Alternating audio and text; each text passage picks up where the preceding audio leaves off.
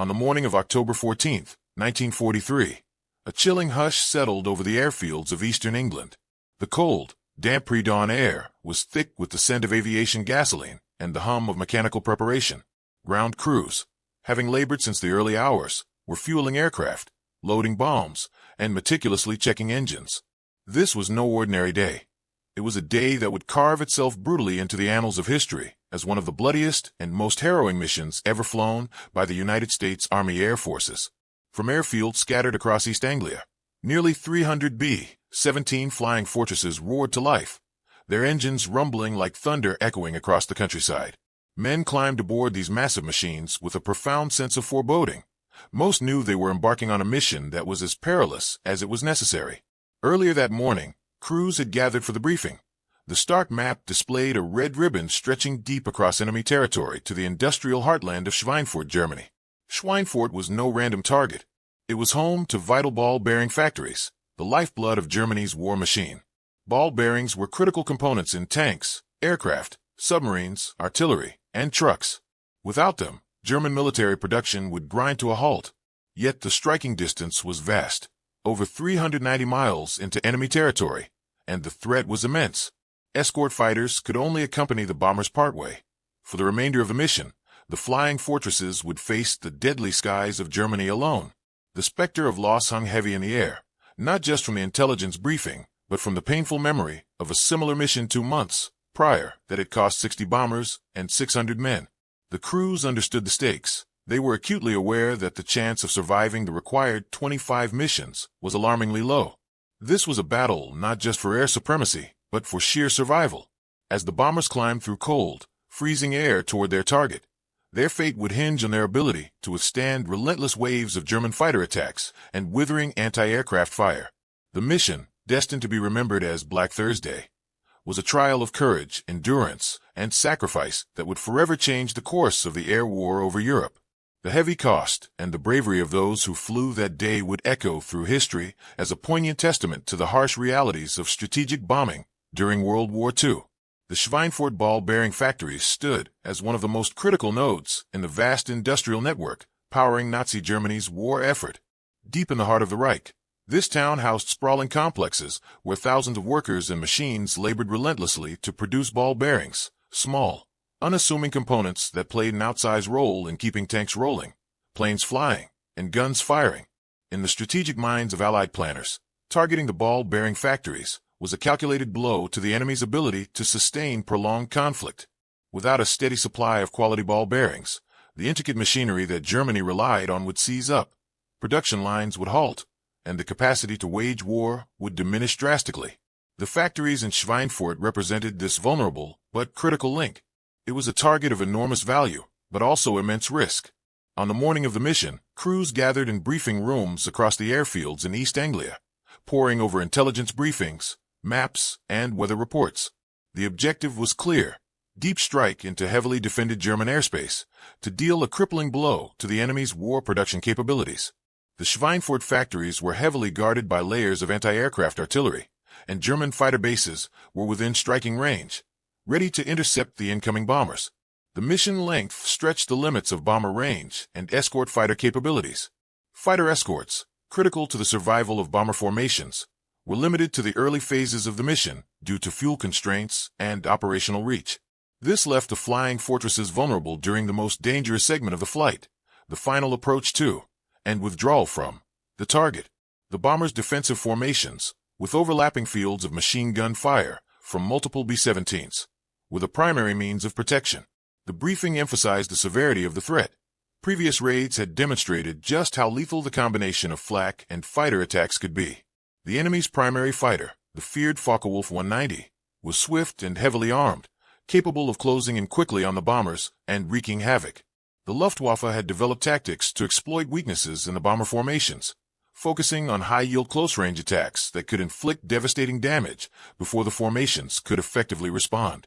Commanders underscored the importance of maintaining strict formation discipline, synchronized defensive fire, and sharp vigilance. Every crew member had a role in the collective safety. Bombardiers, gunners, pilots, and radio operators all contributed to the mission's success. The mission was framed not just as a bombing run but a combat engagement where survival depended on teamwork, skill, and the resolve to face overwhelming odds. The factories themselves were a sprawling network, housing several critical ball-bearing production plants. The main targets included factories producing both precision bearings and larger industrial-grade components, all essential to the Nazi war machine. Reconnaissance images had revealed intricate layouts of buildings, with factory complexes shielded by camouflage and anti-aircraft positions.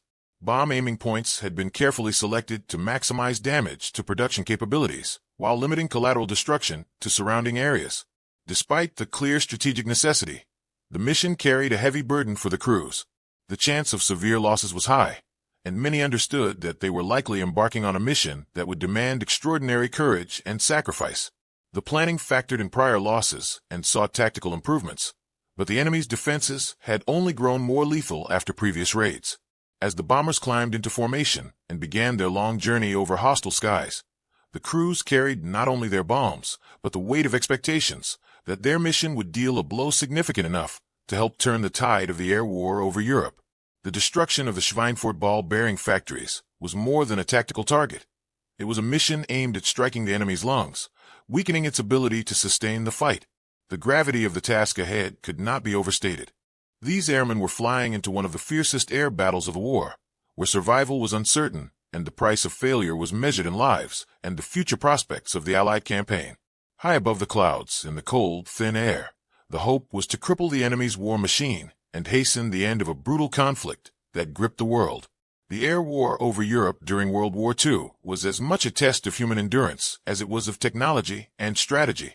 Nowhere was this more tragically evident than in the brutal realities faced by bomber crews operating in the skies above Nazi Germany. For the men who manned the B-17 flying fortresses and other heavy bombers, survival was never guaranteed. Instead, it was a constant battle against overwhelming odds, where every mission promised to push their courage and resolve to the limits, and often beyond. As the crews prepared for the Schweinfurt raid, the grim statistics of bomber crew survival loomed large over the airfields. Bomber commands had established that a bomber crew faced a staggering risk. On average, airmen needed to complete 25 missions before they could rotate out of the combat zone. Yet the odds of completing even that quota before being shot down or killed were alarmingly low. By 1943, the losses suffered in bombing raids had made it painfully clear. The air war was a war of attrition that demanded extraordinary sacrifice. The mission on October 14, 1943, was expected to be one of the deadliest. The previous Schweinfurt raid in August had resulted in catastrophic losses, with more than a quarter of the bombers shot down and hundreds of crewmen killed, wounded, or taken prisoner. These figures were a harsh reminder of the risks every man faced. The Luftwaffe's concentrated fighter tactics and the intense flak defenses created a lethal gauntlet, and the vast expanse of enemy territory made rescue or escape nearly impossible. The reality for many bomber crews was a daily confrontation with mortality. The cramped, noisy interiors of the bombers were fraught with danger, from enemy fighters crashing into formations, to the burst of flak explosions tearing through wings and fuselage, to the ever-present threat of mechanical failure in the freezing upper atmosphere. Flying at altitudes above 20,000 feet, airmen operated in an environment so cold and thin that frostbite and hypoxia were constant threats alongside enemy action. Survivors of missions spoke of the harrowing experience of seeing comrades fall to sudden explosions, machine gun fire, or flames engulfing parts of the aircraft. In many cases, crews had to bail out over hostile territory, facing the peril of capture or death on the ground. For those who made it back to base, the mental scars lingered. The strain of repeated combat missions led to what was known as combat fatigue, a weariness that challenged even the strongest men. The command structure tried to bolster morale through camaraderie and the bond of brotherhood. Crews fought not just as individuals, but as tight-knit teams that depended on one another's skills and bravery. The overlapping fields of defensive fire from gunners, the precision of the pilots keeping formation, and the vigilance of lookouts scanning for enemy fighters, all combined in a desperate effort to survive the deadly gauntlet. Yet despite these efforts, the stark numbers told a brutal story. The 8th Air Force, to which the Schweinfurt crews belonged, suffered one of the highest casualty rates among American military units during the war. In some missions, losses could reach 20% or more of the attacking force, a toll that was unsustainable in the long term without reinforcements and new replacement crews. The knowledge of these grim statistics did not deter the crews. On the contrary, it steeled their resolve. They understood the importance of their mission the necessity of striking deep into enemy territory to weaken Germany's war machine. They were aware that their sacrifice could save countless lives on the ground by hastening the end of the war. This blend of fatalism and determination fueled their willingness to face combat after combat. During the lead-up to the raid, airmen shared stories of lost comrades and close calls, reinforcing the sense of shared fate. Briefings acknowledged the heavy losses, but emphasized discipline, tactics, and mutual support to increase the odds of survival. Still, the crews knew that luck, skill, and sheer willpower would be as vital as any factor in surviving the mission. The mission itself would test these boundaries. The formation that set out from English airfields was larger and more heavily armed than ever, a testament to experience gained at such a costly price. Pilots and crew knew the risks but flew with a fierce sense of purpose. Each man carried the weight of history with him into the skies, a battle not only of steel and explosives, but of courage and sacrifice. The brutal reality of bomber crew survival was a defining aspect of the air war, a somber testament to the human cost of strategic bombing. Their story is one of heroism in the face of overwhelming danger, a story that must be remembered for the price paid and the resolve shown by those who stood unwavering against the storm. The mission profile for the Schweinfurt raid on October 14, 1943, encapsulated both the determination of the United States Army Air Forces to deliver a decisive blow to the enemy and the sobering limitations they faced in executing this objective. At its core was a daunting balance between the reach of the bomber formations and the protective range of their fighter escorts, an ever-present vulnerability that German fighter aircraft were all too poised to exploit. The primary challenge anchored in the range limitations of the escort fighters. American long-range fighters, like the Republic P-47 Thunderbolt and Lockheed P-38 Lightning, were effective companions only during the early and middle stages of the journey to Schweinfurt. While these aircraft were well-armed and capable of defending bomber formations against initial attacks, they lacked the endurance needed to accompany the bombers all the way to the target and back. Once fighters turned back toward the English coast, due to fuel constraints, the flying fortresses were left exposed for the most perilous stretches. This exposure transformed the mission into a gauntlet where German fighters held an upper hand. The Luftwaffe's Jagdgeschwader fighter wings were strategically positioned near Schweinfurt and employed aggressive tactics aimed at disrupting the bomber streams. Their Focke-Wulf FW-190 fighters, sharply superior in speed and maneuverability compared to the lumbering B-17s, struck hard and fast. Operating in waves, the German fighters sought to break formations, isolate individual bombers, and inflict catastrophic casualties. The Germans had honed anti-bomber tactics since earlier raids, developing deadly offensive moves that challenged the supposed invulnerability of the heavily armed bombers. One favorite strategy involved Sturmgruppen, assault units flying in tight, fast formations armed with heavier cannons designed for close-range attacks. These units targeted the less defended parts of the bomber formations and coordinated with flak batteries to maximize damage and disrupt the bomber's precision bombing ability.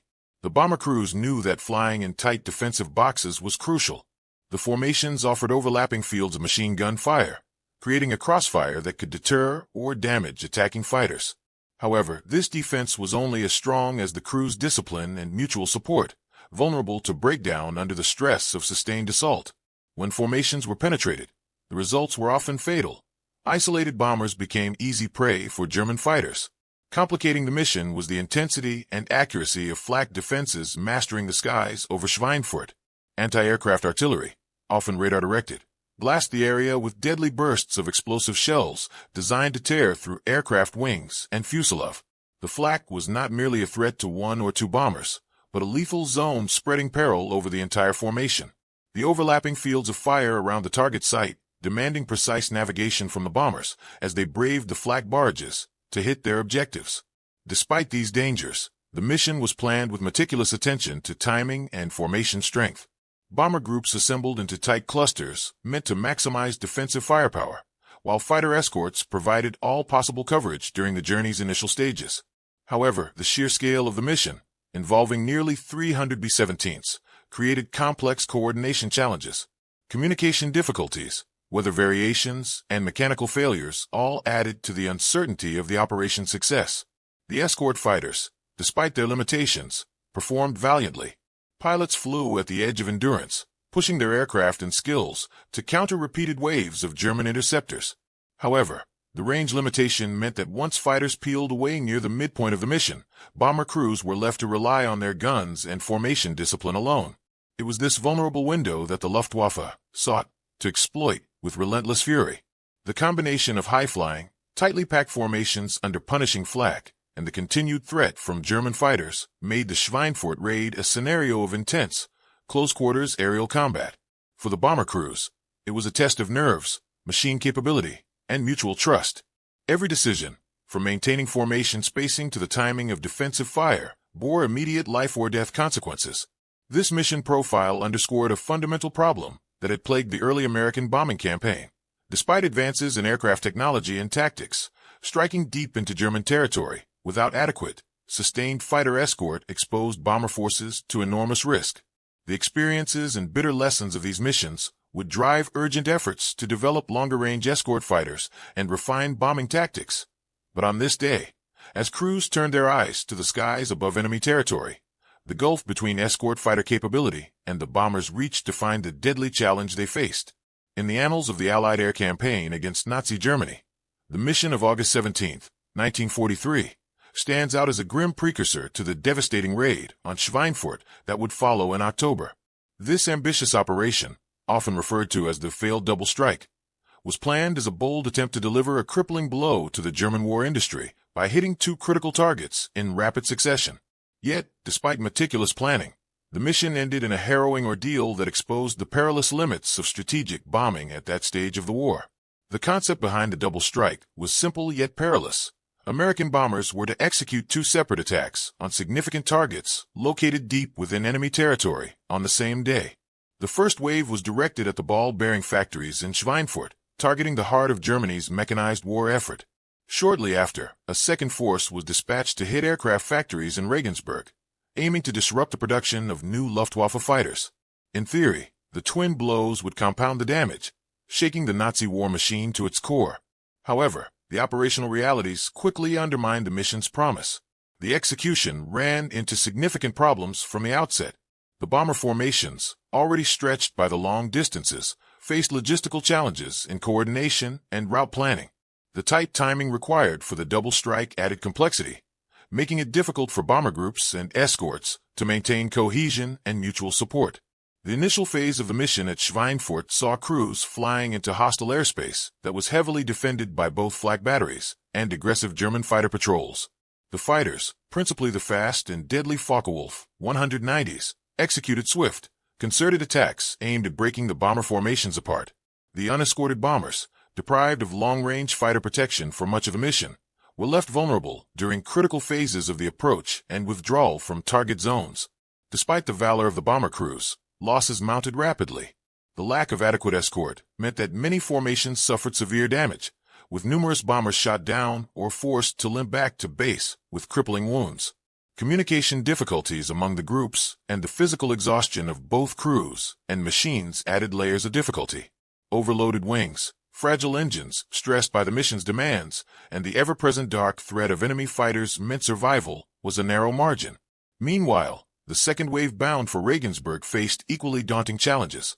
The long distance and the need to avoid overlapping routes with the first strike added to the operational strain. Escort fighters again were unable to provide continuous protection, turning back well before the bombers reached their targets. The mission over Regensburg was characterized by fierce air battles and significant bomber losses. Enemy fighters, reinforced by the success of defending their airspace from the first strike, concentrated their efforts even more intensely. The cumulative effect of the failed double strike was a sobering blow to Allied morale and strategy. More than 60 bombers were lost, with hundreds of crewmen killed, wounded, or captured. The losses underscored the lethal gap in bomber escort capabilities and the lethal effectiveness of the German air defenses when given the chance to exploit the bombers' vulnerabilities fully. Strategically, the failure forced American air commanders to reconsider their approach to deep penetration bombing raids, especially the necessity of achieving sufficient and continuous fighter escort coverage. The double strike mission revealed that the ambition of simultaneous multiple attacks over extended distances was beyond the operational reach of available resources at the time. It highlighted the urgent need for improved long-range fighters and refined tactics that would better protect bomber streams. Despite the mission's failure in achieving its objectives without prohibitive losses, it provided invaluable lessons that shaped the subsequent air war. The bitter experience of August 17th galvanized efforts to develop longer-range fighters like the P-51 Mustang and to improve coordination between bomber formations and their escorts. These tactical and technological evolutions were crucial in setting the stage for later successful raids, including the fateful mission to Schweinfurt in October. The failed double-strike mission thus remains a stark reminder of the cost of strategic air power during World War II. The courage of men pushing machinery and tactics to the breaking point, the relentless adaptability of the enemy, and the harsh lessons learned through sacrifice. It was an episode that, while marked by loss, contributed directly to the eventual mastery of the skies that would be decisive in the Allied victory. Germany's Luftwaffe, faced with the relentless pounding of Allied bomber formations over its heartland, responded with increasingly deadly fighter tactics designed specifically to counter the formidable B-17 Flying Fortress. The German fighter tactics employed during the Schweinfurt raids were the result of hard-earned combat experience and relentless innovation, emphasizing precision, surprise, and ruthless aggression to overcome the bomber's famed defensive firepower. The B-17, with its heavy armor and a multitude of machine guns, was touted as nearly impervious to enemy attack when flying in tight, well-ordered formations. The overlapping fields of fire created a defensive box that could, in theory, repel lone fighters. But the Luftwaffe's experienced pilots and tacticians knew this strength could be neutralized through coordinated, disciplined tactics tailored to exploit the formation's weakest points, the wingmen and rear sections of the bomber boxes.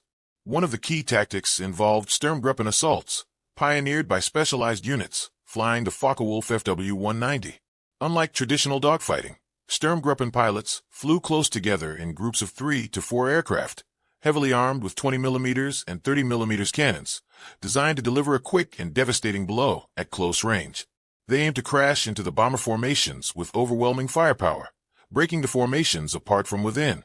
This close-range, high-intensity attack was a radical departure from earlier methods relying on long-range gunfire, and it proved devastatingly effective.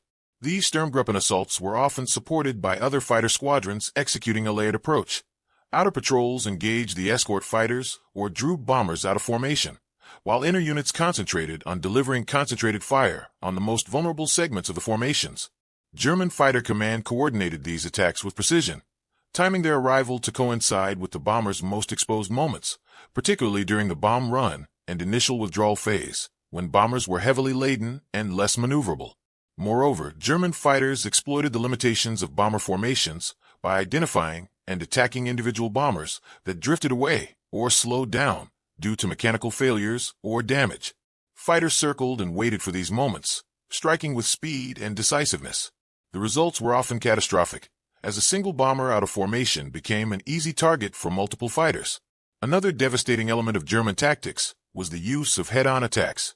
Instead of circling from behind where the gunner coverage was strongest, German pilots would close in from the front, presenting smaller cross-sections to the gunners and firing their heavy cannons directly into the cockpit or nose sections of the bombers.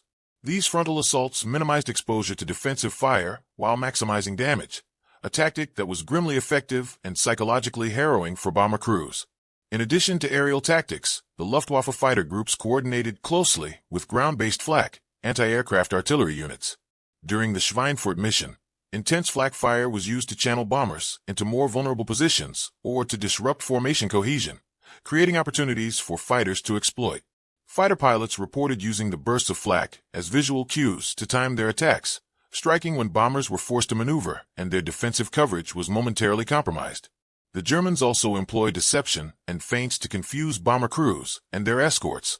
Fake withdrawal or diversionary moves by certain fighter groups forced bomber formations to shift or break ranks, increasing vulnerability. Additionally, German fighter controllers used radio coordination to orchestrate multi-directional attacks that overwhelmed the bomber defenses, saturating their gunner fields of fire from multiple angles simultaneously. This combination of tactical innovation and relentless aggression imposed a severe toll on bomber crews. Despite the heavy defensive armament of the B-17s, and the discipline required to maintain formation, the Luftwaffe's sophisticated tactics led to staggering losses. The German fighter pilots' effectiveness at penetrating the bomber boxes and causing disruption was a major factor in the heavy casualties sustained during the Schweinfurt raids. Throughout the mission, bomber crews faced the terrifying reality of these tactics: sudden, Brutal attacks from multiple directions, intense firepower, and the fear of being singled out and overwhelmed. Stories of bombers caught in the crossfire or ripped apart by close-range cannon fire epitomized the deadly challenge they confronted. The devastating effectiveness of German fighter tactics against B-17 formations underscored the vulnerability of strategic bombing before the advent of truly long-range fighter escort. It was a stark demonstration that raw firepower and formation discipline alone were insufficient to guarantee bomber survival in the face of a determined and innovative enemy. The combat losses experienced in these engagements would pivot Allied air strategy, accelerating the push for extended-range escort fighters capable of providing cover deep into enemy territory, a push that would ultimately change the air war's dynamics. The German fighter pilots' lethal proficiency during these battles remains a sobering testament to wartime innovation and tactical adaptation. Their brutal tactics, born out of necessity, raised the cost of the Allied bombing campaign and made the skies over Schweinfurt some of the deadliest airspace of the conflict. The skies over Schweinfurt on October 14, 1943, stretched cold and gray, bearing witness to one of the most brutal aerial clashes of World War II, the deadly engagement that would come to be known as Black Thursday. This air battle was a crucible of intense combat, where thunderous explosions, machine gun fire, and the acrid smell of burning aircraft filled the frigid upper atmosphere. For the men aboard the nearly 300 B-17 flying fortresses, it was a test not only of skill, but of sheer will and resilience against overwhelming odds. As the bomber formations approached Schweinfurt, the temperature dropped to bitter levels, with air so thin it rendered crewmen vulnerable to frostbite and hypoxia. Yet the physical hardships of the environment were nothing compared to the ferocity of the enemy awaiting them. German anti-aircraft batteries, strategically sited around the factories, unleashed barges of flak that shredded the sky with deadly precision. Breaks in the formation were ruthlessly exploited as explosions tore through wings and fuselage, sending men and debris spiraling toward the earth below. The first wave of German fighters emerged like ghosts from clouds, their FW-190s and Bf-109s streaking in with brutal intent. They executed aggressive, coordinated attacks on the stout bomber boxes, aiming to penetrate the defensive machine gun fire. Swift and maneuverable, German pilots circled and dived on individual bombers, targeting gunners and engines to cripple the formations from within. As tracers swept across the sky and aircraft erupted in flames, the air became a maelstrom of chaos and destruction. For bomber crews, the battle was a relentless cycle of tension and action. Gunners manned their stations with grim determination, firing bursts that lit up the clouds with tracer rounds. Pilots labored to maintain formation despite damage, loss of instruments, and creeping fatigue. Bombardiers kept sight on their targets, while the radio operators coordinated communication to maintain cohesion. Every crew member bore the crushing weight of mortality in that frozen, hostile sky. Amid this deadly ballet of fire and steel, the formations endured punishing losses. Many B-17s were hit so severely that crews had to make the agonizing decision to bail out over enemy territory, facing the perils of capture or death on the ground. Others struggled wounded aircraft back toward home, their pilots mastering skilled and desperate maneuvers to evade pursuers. The firm discipline and training that had held the formations together became a fragile shield against the relentless storm of attacks. The German fighters, using tactics honed through months of combat, exploited every advantage.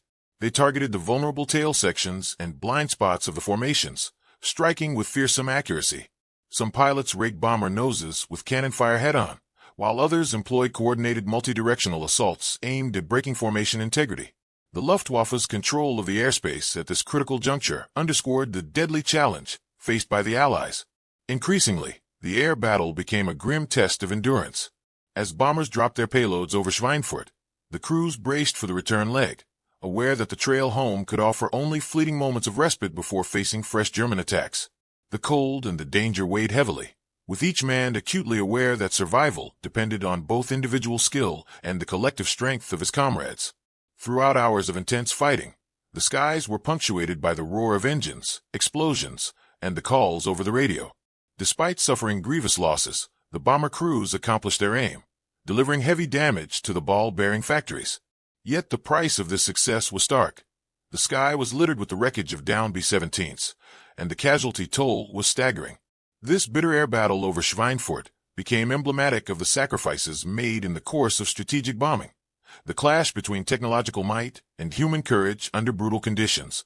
It exposed stark vulnerabilities in the Allied air strategy, galvanizing efforts to develop longer-range fighter escorts and new tactical doctrines. At the same time, it immortalized the bravery of the airmen who faced near-impossible odds in their fight to cripple Germany's war capabilities. The cold and deadly air battle was a crucible that tested every facet of air warfare, from the resilience of the flying fortress formations to the ferocity of German fighter tactics. It was a pivotal moment in the Allied air campaign, one that underscored the price of aerial domination and the relentless resolve of those who took to the skies over Europe. The grim toll of Black Thursday remained starkly evident long after the last bomber had fallen from the skies over Schweinfurt. The aftermath of that harrowing day in October 1943 cast a shadow over the United States Army Air Forces and reshaped the course of the Allied strategic bombing campaign in Europe. The losses sustained were both devastating in their immediate human and material cost and transformative in their long-term strategic consequences. On that single mission, nearly 60 B-17 flying fortresses were lost to enemy action, shot down by the relentless German fighter assaults or crippled by the withering flak defenses that guarded the ball-bearing factories. Hundreds of airmen were killed, wounded, or became prisoners of war, their fates sealed by the unforgiving nature of aerial combat. In percentage terms, the mission represented some of the highest losses suffered by the 8th Air Force during the entire war, underscoring the brutal cost of strategic bombing. The destruction of so many bombers in one operation sent shockwaves through military command structures and amongst the crews themselves. Airmen who survived faced the stark reality that deep penetration raids into heavily defended German territory without adequate fighter escort were nearly suicidal. The losses diminished the striking power of the bomber groups, draining experienced crews and valuable aircraft at a rate that strained replacement capabilities. For the Allied war planners, the strategic impact of Black Thursday was profound. The mission's partial success, the significant damage inflicted on the Schweinfurt ball-bearing factories, was tempered by the recognition that the price paid might be too high. The effectiveness of German defensive tactics, combined with the limitations of existing escort fighter range, exposed critical vulnerabilities in Allied air doctrine. Commanders began to question the feasibility of continuing deep raids without improvements in fighter support. The necessity for long-range escort fighters became undeniable. Efforts to accelerate the development and deployment of aircraft capable of accompanying bombers across the entire mission profile gained urgency. The losses from Black Thursday became a catalyst for reassessing tactics, equipment, and strategies. Morale among bomber crews was a complex mixture of pride and apprehension. They honored the courage and sacrifice of their comrades, but felt the heavy weight of the mission's lessons. The knowledge that such raids could result in catastrophic losses strengthened the resolve to improve training, communication, and formation tactics, but also instilled a sobering caution about the dangers ahead. The Luftwaffe, though bloodied and increasingly stretched, took heart from the success of their defensive tactics during the battle. German fighter commanders praised the effectiveness of their Sturmgruppen and coordination with flak units, while the damage inflicted on Allied bomber resources momentarily stemmed the strategic bombing efforts. The air war was far from decided, but Black Thursday was a stark demonstration of German resilience and tactical prowess. In the months following the mission, the Allies intensified efforts to build a technological and tactical edge. Aircraft like the North American P-51 Mustang, with its exceptional range and performance, were fast-tracked into production and deployment. Changes in doctrine shifted toward more aggressive fighter escort tactics, emphasizing continuous protection over the entire mission route, not just as far as earlier planes could reach. Black Thursday remains a pivotal moment in the air war over Europe, an episode marked by tremendous sacrifice that tested the limits of air power strategy. The lessons learned propelled technological innovation and tactical evolution that would ultimately tip the balance in the Allies' favor. But the price of that hard-won knowledge was etched in the memories of those who flew, an enduring testament to the harsh realities and immense courage inherent in strategic bombing campaigns. As the wreckage was cleared and replacements summoned, the mission of October 14th stood as a solemn milestone. It was a moment that bore witness to the valor of airmen facing staggering adversity and signaled a turning point in the quest for air superiority that would help shape the outcome of the war. As the air war over Europe intensified in 1943, the need for effective fighter escort to protect the vulnerable bomber formations became glaringly apparent. At the time, the primary aircraft tasked with this critical role were the Republic P-47 Thunderbolt and the Lockheed P-38 Lightning. Though formidable fighters in their own right, both models revealed inherent shortcomings that limited their effectiveness in providing comprehensive, long-range protection to the flying fortress bombers during missions like the Schweinfurt raids. The P-47 Thunderbolt was a rugged, heavily armed fighter renowned for its durability and firepower. Equipped with 8.50 caliber machine guns and capable of absorbing significant battle damage, the Thunderbolt was a favorite among pilots for its survivability in dogfights. However, its robust build came with a crucial drawback: limited operational range. Fueled by a radial engine, the P-47's endurance was insufficient to escort bombers all the way to targets deep inside Germany and back. Typically, it could protect bomber formations only as far as the border of enemy territory, after which it was forced to turn back to base. This limitation exposed bomber groups to the deadly mid to late leg of their missions, where flak and enemy fighters were most concentrated. Without escort, bombers became vulnerable to the advanced and aggressive Luftwaffe tactics that exploited these escort gaps with devastating effect. The lack of full-range fighter cover during critical moments of the mission highlighted a glaring vulnerability in the air campaign's strategic execution. Similarly, the P-38 Lightning, a twin-engine fighter with distinctive twin booms and a central nacelle, brought unique capabilities to the fighter escort role. Its long-range capability was an improvement over the P-47, with the ability to accompany bombers deeper into enemy airspace. The P-38 was fast, maneuverable, and heavily armed with cannons and machine guns, making it a formidable adversary in air combat. Its twin engines provided redundancy and reliability, giving pilots extra confidence in long missions. Yet the P-38 was not without its own critical flaws. The aircraft's performance declined at higher altitudes, where much of the bomber escort missions took place. The thin, cold air at 20,000 feet and above challenged the P-38's engines and handling, reducing its effectiveness against the fast, high-flying German fighters. Moreover, the P-38 was complex to maintain and more vulnerable to certain mechanical issues in the harsh conditions of extended sorties. These factors limited its operational reliability and combat effectiveness during the intense and sustained air battles over Germany. Both aircraft, while invaluable in the broader air campaign, fell short of the ideal fighter escort profile required to unify defense around the flying fortresses for the duration of their mission. Their range limitations and performance issues imposed operational constraints that the Luftwaffe exploited with deadly efficiency. The inability to provide continuous protective coverage over the entire route left bomber crews dangerously exposed during the mission's most hazardous phases. The shortcomings of the P-47 and P-38 underscored a strategic gap that necessitated urgent innovation. As the Allied air forces pressed their offensive, the search intensified for a fighter capable of combining extended range, high-altitude performance, and lethal firepower, all while maintaining the reliability needed to sustain the grueling demands of deep-penetration escort missions. The limitations of the existing fighters posed a crucial challenge: how to break the deadly cycle of bomber losses and provide a shield strong enough to ensure mission success without exorbitant casualties.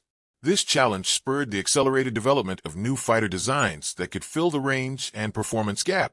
In the months following missions like Schweinfurt, efforts culminated in the introduction of the North American P-51 Mustang, a fighter crafted to overcome the deficiencies of its predecessors. With its combination of speed, range, and advanced engine technology, the P-51 was poised to redefine the entire strategic bombing escort doctrine. The roles and limitations of the P-47 Thunderbolt and P-38 Lightning were instrumental in shaping the course of Allied air power strategy. Their strengths in firepower and resilience came with vulnerabilities that proved costly in early deep strike missions. The lessons learned from these limitations, costly as they were, laid the groundwork for technological leaps that would tip aerial supremacy in favor of the Allies and change the outcome of the air war in Europe. As the devastating losses of daylight bombing campaigns mounted in 1943, the British Royal Air Force, RAF, faced a strategic crossroads that would redefine its entire operational approach.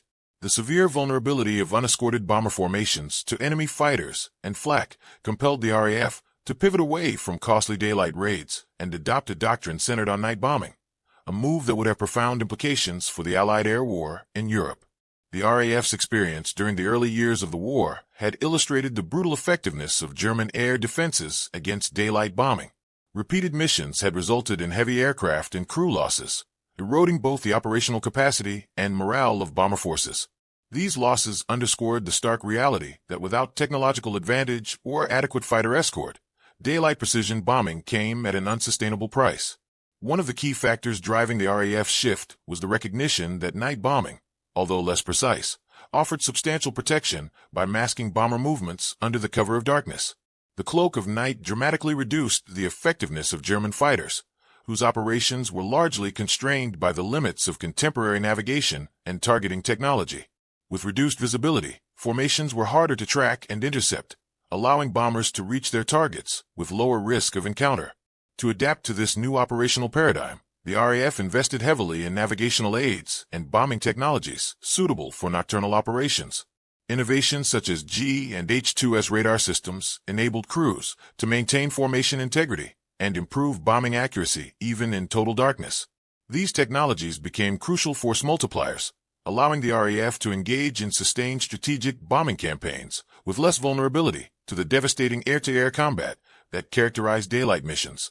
Night bombing also necessitated changes in crew training and mission planning.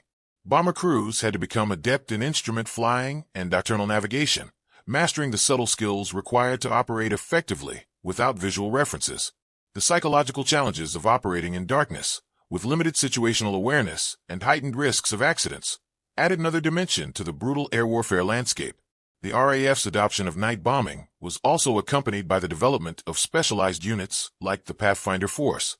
These elite crews were trained to mark targets with flares and incendiaries ahead of the main bomber stream, helping to improve bombing concentration and efficacy despite the challenges of darkness. The Pathfinders became essential in overcoming one of the primary drawbacks of night raids, the difficulty in achieving precision. Strategically, this shift enabled the RAF to sustain pressure on German industrial and civilian centers while preserving their bomber fleets. Though night raids sometimes led to increased collateral damage and civilian casualties due to reduced precision, they kept the Allied bombing campaign alive and prolonged against an increasingly lethal German air defense network.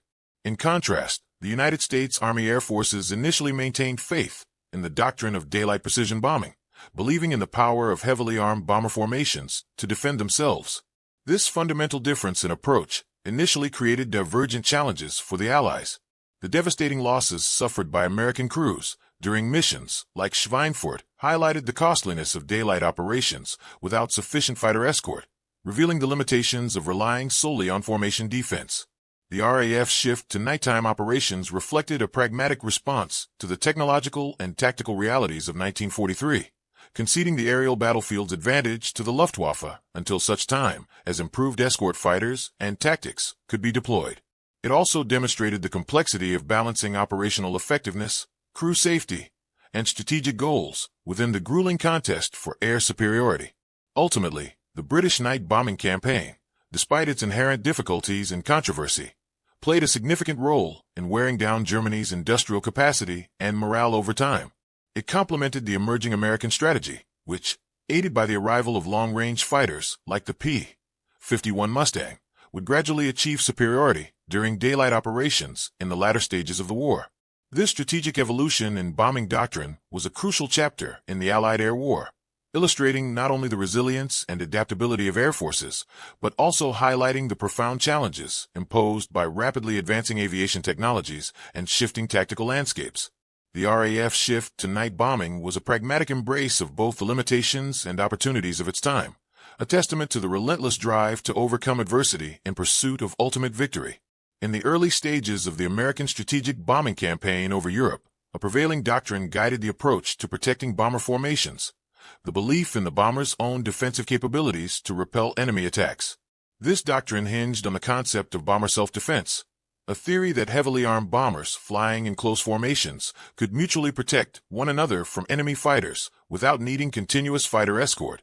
The B-17 Flying Fortress, bristling with up to 13.50 caliber machine guns placed strategically around the fuselage, wings, and tail, was seen as the embodiment of this principle. The idea was compelling in theory. If the overlapping fields of fire created by meticulously disciplined formations could form an impenetrable shield, the bombers could press their missions deep into enemy territory, confident that their own firepower would deter or destroy attacking fighters. This would allow the Allied air forces to maintain relentless daylight precision bombing without relying on escort fighters, with limited range of operation. Early encounters with the enemy seemed to support this doctrine. The B-17's robust construction and heavy defensive armament enabled some crews to fend off attacks successfully.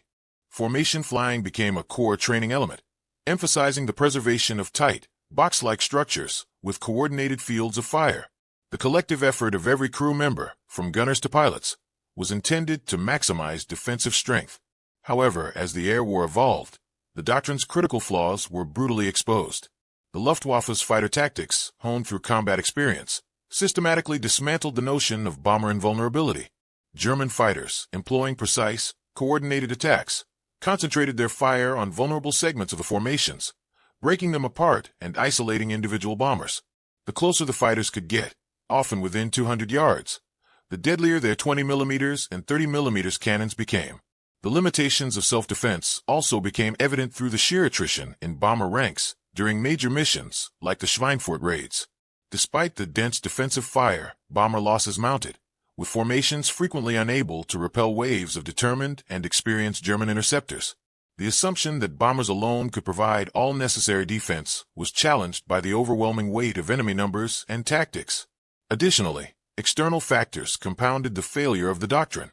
Mechanical issues, battle damage, and adverse weather sometimes forced bombers out of formation, removing the protective shield and leaving them exposed as isolated targets. Fatigue and the psychological stresses of long missions sometimes eroded discipline, weakening the formation's integrity just when it was most needed. The bomber self-defense doctrine also underestimated the critical importance of continuous fighter escort over the entirety of the mission. With existing fighters like the P-47 Thunderbolt and P-38 Lightning limited in range, bombers were unescorted during some of their most vulnerable phases, especially near the target deep inside enemy territory. This gap allowed the Luftwaffe to exploit weaknesses with brutal efficiency. As mission losses increased and the harsh realities of sustained air combat crystallized, American air commanders began to question and ultimately abandon the bomber self-defense doctrine. It became clear that no matter how heavily armed or well-disciplined, bombers required dedicated fighter cover to survive long-range missions. This recognition led to a strategic and technological pivot emphasizing the development and deployment of long-range escort fighters. The failure of bomber self-defense doctrine was not just a tactical setback, but a catalyst for change. It precipitated a major shift in Allied air tactics and procurement priorities, accelerating plans for fighters with endurance and performance to escort bombers from takeoff to landing. The eventual arrival of aircraft, such as the P-51 Mustang, with its extended range and formidable combat capabilities, was instrumental in tipping the air war in the Allies' favor. This chapter in air warfare history stands as a stark reminder that technology and tactics must evolve in response to battlefield realities. The over-reliance on self-defense features, without acknowledging their operational limits, exacted a heavy price in lives and aircraft. Yet through this failure emerged a stronger, more adaptive Allied air strategy, one that recognized the indispensable role of fighter escorts in securing the skies and securing victory. Faced with the relentless assault of Allied bomber formations over the skies of Europe, the German Luftwaffe developed a series of tactical innovations designed to counter the growing threat posed by the United States Army Air Force's strategic bombing campaign. Chief among these was the employment of the Sturmgruppen assault tactics, a deliberate, calculated shift in fighter strategy that leveraged heavily armed, tightly coordinated units to dismantle the seemingly impregnable bomber defenses. The Sturmgruppen, or storm groups, were specialized fighter units equipped with the Focke-Wulf FW-190 aircraft, modified and armed explicitly for the close-range destruction of bomber formations. Recognizing the limitations of conventional hit-and-run attacks, German commanders sought to create dedicated assault groups capable of delivering concentrated firepower in a short, intense burst. The FW-190s used by these groups were fitted with reinforced armor plating, outgunned with powerful cannons, such as the 20mm and 30mm Malawian Quachas 108s, and structurally strengthened to withstand return fire. The hallmark of Sturmgruppen tactics was the adoption of close proximity attack formations. Unlike the loosely spread fighter engagements typical earlier in the war, these groups flew in tight packs of 3 to 4 aircraft, maintaining disciplined, coordinated movements designed to maximize the impact of their firepower while minimizing exposure. This formation flying enabled them to deliver devastating volleys of cannon fire directly into bomber boxes with crushing effect. Sturmgruppen pilots were trained to engage bombers aggressively, closing to ranges as close as a few hundred meters, sometimes perilously close to their targets, in order to maximize their weapons' lethality. The tactic was brutal. By concentrating fire at short range on critical areas, such as engines, cockpits, or gunner positions, they aimed to incapacitate or destroy bombers in single passes. This approach demanded immense skill and courage, as pilots braved intense defensive fire from multiple machine guns arrayed on each B-17. In execution, these assault tactics relied heavily on precise timing and coordination with other Luftwaffe units. Sturmgruppen attacks were often supported by other fighter wings engaging the bomber escorts and providing cover, or by diversionary attacks designed to lure bombers out of formation. Ground-based flak units played a complementary role, concentrating firepower to disrupt bomber formations, thus aiding the assault fighters in breaking their cohesion. The introduction of Sturmgruppen tactics represented a significant evolution in air combat philosophy for the Luftwaffe. It moved beyond merely shooting at bombers from a distance to a calculated, close-in strike designed to exploit weak points in bomber defense. The psychological impact on Allied crews was profound. The close-range attacks allowed for an intimidating display of firepower with deafening cannon roars and visible destruction, contributing to fear and chaos within bomber formations. Moreover, the Sturmgruppen tactics capitalized on the weaknesses inherent in the bomber self-defense doctrine. Despite the dense defensive firepower of the flying fortresses, the sheer volume of concentrated cannon fire at close range overwhelmed gunners and often caused severe structural damage before bomber crews could effectively respond. The resulting losses in bomber numbers and crew casualties underscored the devastating effectiveness of these tactics. The Luftwaffe's continued innovation did not stop with Sturmgruppen. They refined attack patterns, coordinated multidirectional strikes, and adapted to the evolving Allied formations and tactics, demonstrating flexibility and tenacity despite the cumulative pressures of sustained losses. These innovations bought the Luftwaffe critical time to resist the increasing pressure of the Allied strategic bombing campaigns. Nevertheless, the eventually overwhelming force of Allied technological and numerical superiority, particularly with the introduction of long-range escort fighters such as the P-51 Mustang, began to erode the Luftwaffe's ability to employ Sturmgruppen tactics effectively. The improved escort coverage, tactical coordination, and increasing air superiority of the Allies posed insurmountable challenges to the aggressive assault fighter model. In retrospect, the German fighter innovations and Sturmgruppen assault tactics stand out as a remarkable chapter in aerial warfare. Born out of necessity and sharpened by relentless combat, these tactics were a force multiplier that inflicted significant damage on Allied bomber formations and challenged the nascent doctrine of daylight strategic bombing. Their effectiveness, however, was bound to the operational context of 1943, when Luftwaffe ingenuity, combined with equipment and tactics, maximized its impact before the Allies finally turned the tide in the air war. This chapter of the air war reminds us of the dynamic nature of combat innovation, where adaptation and tactical evolution are vital responses to new threats. Sturmgruppen assault tactics exemplified the brutal ingenuity of Luftwaffe fighter command, representing both the lethal challenge for Allied airmen and a poignant testament to the intense air battles defining the skies over Europe. The air war over Europe was marked not only by the soaring dramas of dogfights and bombing runs, but also by the somber reality of staggering casualties, especially among bomber crews tasked with the perilous mission of striking deep into enemy territory. The statistics of bomber crew losses during the strategic bombing campaigns were grim, numbers that reflected the immense peril faced by every man who took to the skies aboard the heavy flying fortresses. By 1943, the casualty rates among bomber crews had reached alarming levels.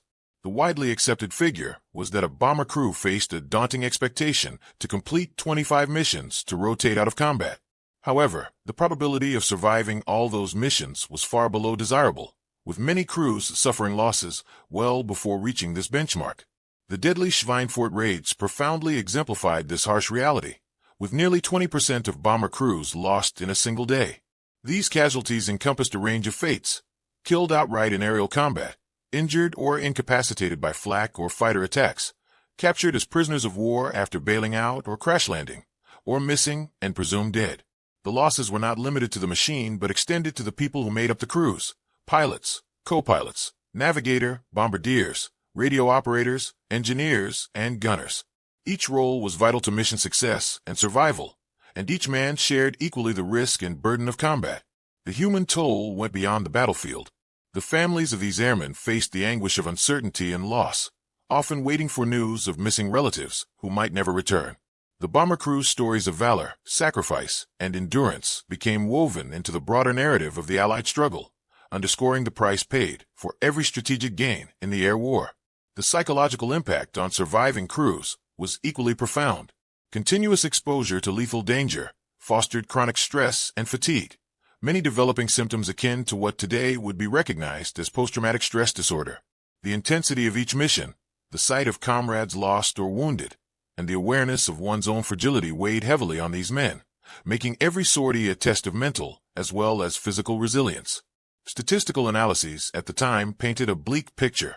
The 8th Air Force, engaged heavily in strategic daylight bombing, endured some of the highest casualty rates in the entire U.S. military. It is estimated that nearly half of the original bomber crew members serving at the war's start did not survive to see its end.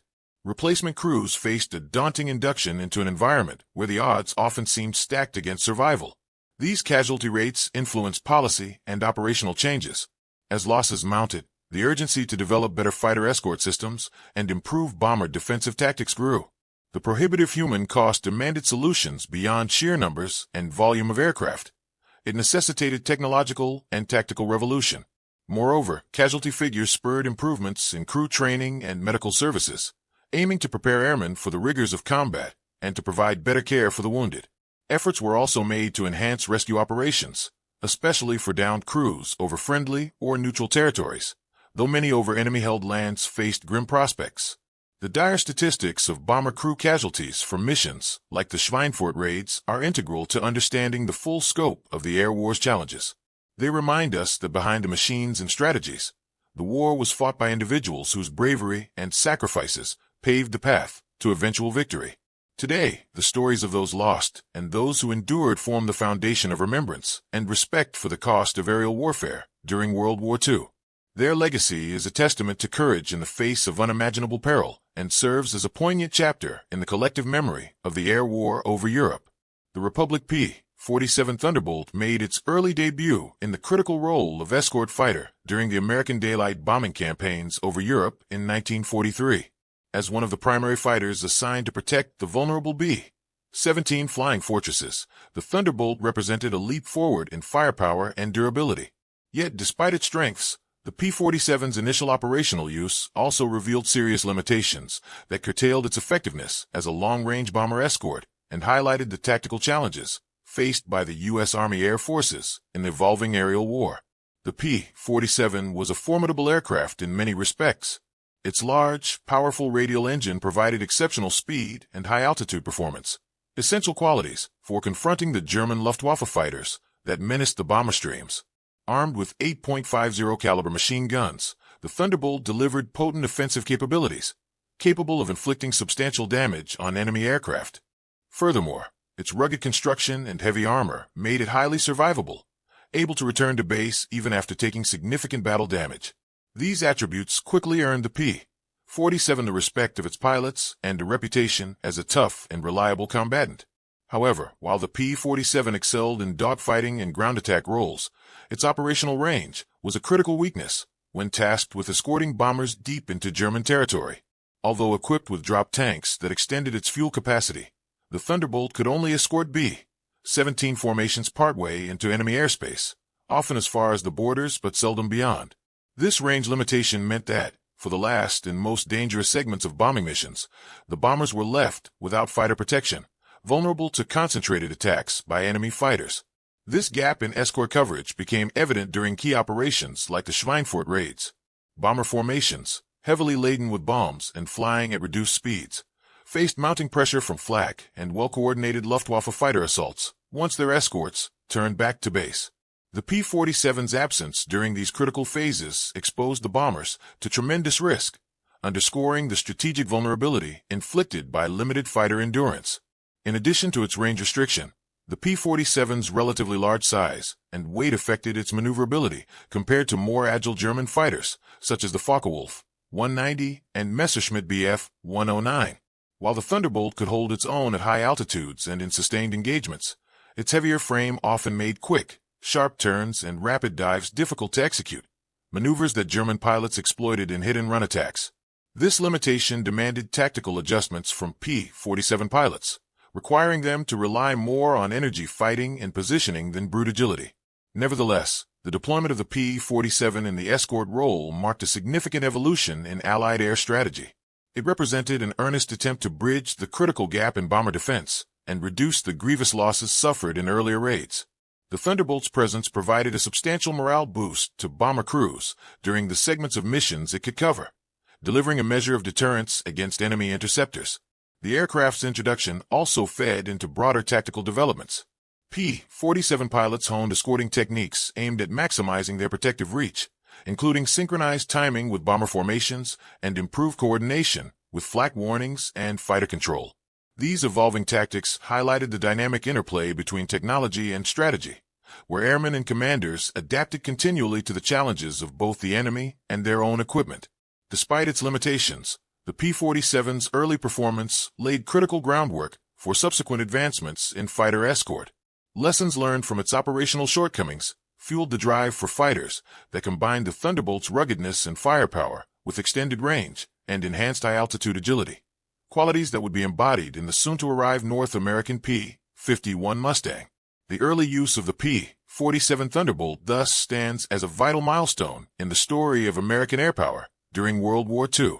It was a weapon that brought considerable strength to the skies, but also exposed the uncompromising demands of strategic bombing campaigns deep within enemy territory. Its limitations underscored the need for continued innovation and adaptation, a process that would eventually turn the tide in the air war and help secure Allied aerial dominance. The quest for an ideal long-range escort fighter capable of accompanying bomber formations deep into the heart of enemy territory culminated in the technical evolution that led to the iconic North American P-51 Mustang. The development of this aircraft was marked by a series of innovations, both in design and engineering, that addressed the critical limitations exposed by earlier fighters, such as the P-47 Thunderbolt and P-38 Lightning, setting a new standard for performance, range, and adaptability in World War II aerial combat. The genesis of the Mustang traced back to an urgent need expressed by the British Royal Air Force in 1940, which sought a fighter that could operate effectively over both short and extended ranges. North American aviation took on the challenge with remarkable speed, constructing a prototype that combined sleek aerodynamics with an advanced airframe. Initial models were powered by the Allison V-1710 engine, which provided respectable performance at low altitude, but faltered at higher altitudes, where much of the Europe Air War's combat took place. It was the subsequent integration of the Rolls-Royce Merlin engine, specifically the Packard-built version licensed for American production, that transformed the Mustang from a promising design into a revolutionary asset. This engine change significantly enhanced the aircraft's high-altitude performance, contrarily correcting the early deficiencies seen in initial testing. With the Merlin's two-stage supercharger, the Mustang retained power well at altitudes above 20,000 feet, a critical factor for escort fighters operating alongside high-flying bombers. This engine upgrade also endowed the Mustang with increased speed, range, and agility. The aircraft's distinctive laminar flow wing design minimized drag, while its streamlined fuselage and efficient cooling systems further boosted performance and endurance. Combined with the Merlin's power, the Mustang could escort bomber formations on missions that exceeded 1,000 miles, covering entire mission routes to and from targets deep within Germany. Beyond propulsion, the Mustang incorporated state-of-the-art avionics and armament systems that enhanced its combat effectiveness. Equipped with 6.50 caliber Browning machine guns, the Mustang delivered concentrated firepower in a balanced and manageable platform. Its cockpit was ergonomically designed, providing excellent visibility and pilot comfort, which improved situational awareness and combat readiness during grueling long missions. The Mustang's technical evolution also emphasized reliability and maintainability. With a rugged airframe and simplified mechanics compared to some contemporary fighters, the P-51 could be rapidly serviced and repaired in the demanding conditions of wartime airbases. This operational resilience was a vital asset, permitting sustained high sortie rates and adaptability across multiple theaters of war. Field testing and combat deployment quickly validated the Mustang's transformative impact on the strategic bombing campaign. When deployed as bomber escorts in late 1943 and into 1944, the P-51 excelled in protecting formations during previously vulnerable mission segments, reducing bomber losses significantly. The Mustang's presence forced the Luftwaffe to revise its fighter strategies, as the new aircraft could match or exceed the performance of German fighters while covering the entire mission route. The technical evolution leading to the P-51 Mustang was not merely a product of engineering excellence, but an embodiment of adaptive military innovation underpinned by a clear understanding of operational demands. It exemplified the iterative progress in aircraft design, where lessons from battlefield experience directly informed advancements in technology. The Mustang's success was a convergence of aerodynamic innovation, power plant improvement, armament balance, and tactical suitability. Its legacy was profound, ushering in an era where Allied air superiority became achievable through sustained bomber escort and aggressive fighter engagement deep in enemy skies. The P-51 Mustang redefined the air power equation, enabling the strategic bombing campaign to shift from costly attrition battles toward a more effective, penetrating offensive strategy that crippled German production and paved the way to victory in Europe. The technological journey to the P-51 Mustang represented a decisive turning point in World War II aviation history, a synthesis of design ingenuity, engineering adaptability, and combat imperatives that culminated in one of the most revered fighter aircraft ever built. The North American Mustang's development was a remarkable story of rapid innovation, international collaboration, and industrial prowess that would culminate in one of World War II's most celebrated fighter aircraft. Born from an urgent British request, but built with American ingenuity and determination, the Mustang's creation reflected the pressing demands and dynamic wartime environment of the early 1940s. In 1940, the British Ministry of Aircraft Production identified a critical need for a modern fighter capable of protecting airspace and conducting offensive operations. Lacking the domestic production capacity to design and deploy new aircraft rapidly, the British turned to North American Aviation (NA), an American company with existing production facilities and solid engineering expertise. The British initially sought a production license for the Curtiss P-40 Warhawk, but instead, NAA boldly proposed to design and build an entirely new fighter that would meet or exceed the specifications. This initiative set in motion an accelerated development program that would produce the NA-73X prototype, later known as the Mustang. North American Aviation committed significant resources to meet the tight deadlines, with designers led by Edgar Schmud focusing on innovative yet practical design principles. The Mustang's sleek airframe, laminar flow wings, and advanced aerodynamic features showcased a blend of creativity and cutting-edge technology. The prototype first flew in October 1940, demonstrating remarkable speed and agility, particularly at low altitudes. Its initial Allison engine provided excellent performance near the ground, but limited high-altitude capability, an issue that subsequent modifications would address. Upon delivery to the RAF for evaluation, the Mustang impressed but was initially deployed in roles suited to its engine's characteristics, such as reconnaissance and ground attack. Parallel to British and American development efforts, North American Aviation worked to refine production techniques that would enable mass manufacture of the Mustang. The company leveraged modern assembly line methods and supplier coordination to accelerate output, a critical factor in meeting wartime demands.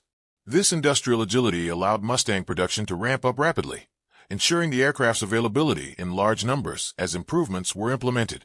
A pivotal turning point came with the integration of the Rolls-Royce Merlin engine, which transformed the Mustang's performance characteristics dramatically.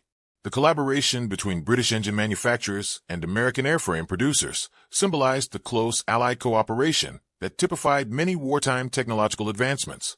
This engine swap improved the Mustang's high-altitude capabilities and range, addressing earlier limitations and solidifying the fighter as an exceptional long-range escort. In addition to technical and manufacturing strides, the Mustang's development encompassed rigorous flight testing and combat evaluations. Feedback from pilots and operational units informed continuous improvements in avionics, armament configuration, and cockpit ergonomics. These iterative enhancements ensured the Mustang remained adaptable to evolving combat requirements and maintained a competitive edge against German fighters. North American Aviation's role extended beyond mere assembly to encompass intensive engineering problem-solving and innovation management. The company fostered a collaborative environment among designers, engineers, and production teams, enabling swift responses to challenges and refinements. This level of integration was vital to delivering an aircraft capable of meeting the complex demands of a global conflict. The Mustang's American genesis also had symbolic significance, showcasing the industrial might and technological prowess of the United States, even before entering the war officially. It epitomized how private industry, government interests, and international alliances could come together to produce cutting-edge military technology under immense pressure. Upon deployment in late 1942 and into 1943, the Mustang rapidly proved its worth in diverse theaters, excelling as a fighter, fighter bomber, and escort aircraft. Its development trajectory, from concept to a frontline combat aircraft, was among the fastest and most successful in the history of military aviation. This chapter in the Mustang's history reveals not just the technical achievements of North American aviation, but also the broader story of innovation driven by necessity and cooperation. The company's capacity to deliver a world-class fighter in record time played a decisive role in shaping the air war over Europe, and remains an enduring example of wartime ingenuity and industrial excellence. The installation of the Rolls-Royce Merlin engine into the North American Mustang marked one of the most significant turning points in military aviation during World War II. Originally designed for British aircraft, the Merlin's integration transformed the Mustang from a promising fighter into a high-performance, long-range escort aircraft capable of meeting the formidable demands of high-altitude combat over Europe. Before the Merlin's arrival, the Mustang was powered by the Allison V1710 engine, which performed well at low altitudes, but struggled at the higher altitudes, where much of the air war took place. Its lackluster high-altitude performance limited the aircraft's operational envelope, restricting its effectiveness as an escort fighter for deep penetrating daylight bombers. Recognizing this deficiency, engineers and tacticians understood that a more powerful, high-altitude capable engine was essential. The British, having developed a Merlin engine with extensive experience and refinement, played a pivotal role. Rolls-Royce's Merlin was renowned for its remarkable power-to-weight ratio, reliability, and ability to operate efficiently at altitudes above 20,000 feet. This engine featured a two-stage supercharger, a critical technological breakthrough that allowed the engine to maintain high power output even in the thin, cold air found at high altitudes. This capability was vital for escort fighters engaging in sustained combat in Europe's upper atmosphere.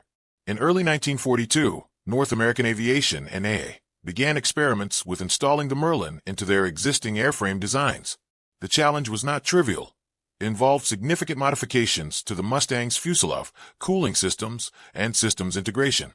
The engine's larger size and different shape required a new, aerodynamically refined cowl and cooling scheme. Designers carefully reshaped the Mustang's nose, optimizing airflow to prevent overheating and ensuring structural integrity under the increased power load. The new configuration, dubbed the Mustang I in British service, proved to be an immediate success. Flight testing demonstrated dramatic improvements in high-altitude performance, with the aircraft capable of reaching speeds well over 400 miles per hour at high altitude and maintaining these speeds longer during combat. The Merlin-powered Mustang could effectively escort bombers deep into Germany's industrial heartland, a feat that had previously been limited by engine performance constraints. The transformative effect of the Merlin engine installation extended beyond mere performance stats. It redefined operational tactics. With the increased high-altitude endurance, Mustang pilots could patrol and escort for longer durations, effectively covering entire bomber missions from takeoff to landing. This capability drastically reduced bomber losses and expanded the air battle's strategic scope, allowing the Allies to sustain their daylight bombing campaigns more effectively. Furthermore, the Merlin's reliability meant fewer mechanical failures during critical missions. Its proven durability under combat conditions contributed significantly to the aircraft's reputation as a dependable warhorse. The engine's efficiency also meant less frequent maintenance and quicker turnaround times on the ground, increasing sortie rates and operational tempo. The high-altitude prowess enabled by the Merlin engine coincided with advances in aircraft avionics and tactics, creating a synergy that boosted overall combat effectiveness.